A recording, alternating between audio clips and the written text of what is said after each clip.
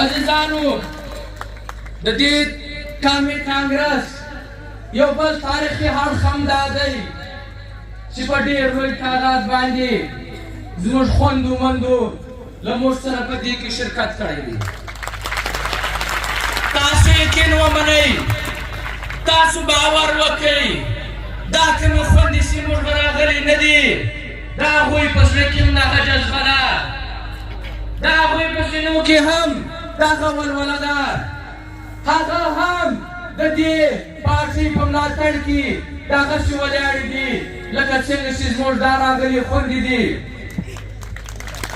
عزیزانو دا زموږ بدبختي اوسېدلې ده چې زموږ یو ډېره لویه آبادي چې هغه د 50 برخو زیات آبادي ده، زموږ د وجود تر نیمې زیاته حصه دا شل اوسېدلې ده. دا وجود زموږ د خپلو میرمنو د حق نه ورکولو د وجې که هغه د سیاسي حق و، که معاشي حق و، که کورني حق و، که هغه معاشرتي حق و، د نه ورکولو د وجې زموږ دا نیم وجود، زموږ دا پښتون قامي تحریک دا نیمګړی و. دا یوه نیمګړتیا موږ په دې وجې باندې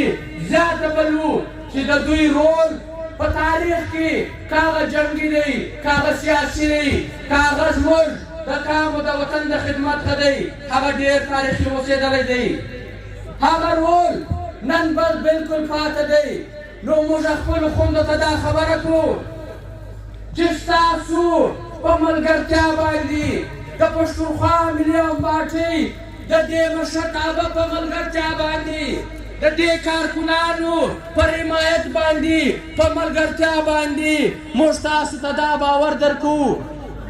چې په راروان وختونو کې ډېر زر به که 10 زره زموږ دا ځوانان دلته وو، 10 زره به زموږ خویندې له موږ سره په قومي کانګرس کې او زموږ په سیاسي جدوجهد کې به دلته به له موږ سره ولاړې. عزیزانو که یو مور تعلیم یافته سي، که یو ښځه تعلیم یافته سي، دا کامونه جوړوي، دا کام ته داسې بچیان ورکوي چې هغه به دا کام د ستړو خلاصوي، د بې عزتۍ به خلاصوي، خپله خاوره به ازادوي.